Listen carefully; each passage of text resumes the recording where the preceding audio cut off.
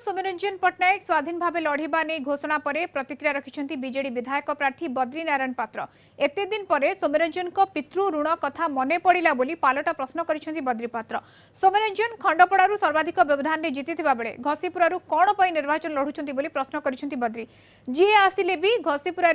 BJD विजयी हेब बोली दृढ़ोक्ति प्रकाश कर बद्री बीजेडी जितब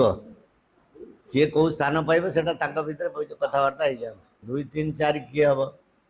2 रे किए बीजेपी कि कांग्रेस कि सौम्य बाबू रे भितर निष्पत्ति करूँ 1 नंबर स्थान में बीजेडी बीजेडी कड़ा बहुत बहुत मार्जिन बड़ मार्जिन रे निर्वाचन जितब यहाँ लोकमत लोक आगुरी निष्पत्ति कर बीजेडी छाड़ी सी बीजेडी नुहति तेणु बीजेडी घर एकदम भरपूर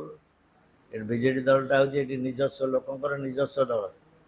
जन्म माटी दल लड़ी घसीपुरा परिचय तैयारी बीजेडी नवीन पट्टनायक बद्री पात्र जो कम तांका भाई बड़ भाई निरंजन पट्टनायक 4 दशंधि धरिक राजनीति कर आरंभ कर सी कथा लोकों मन में अच्छी लोकों मन में अजस्र विश्वास सृष्टि ये गोटे लोक अच्छी जहाँ शुणिले डाक मारे से शुणुची आसूची बोल करुच्ची जानी।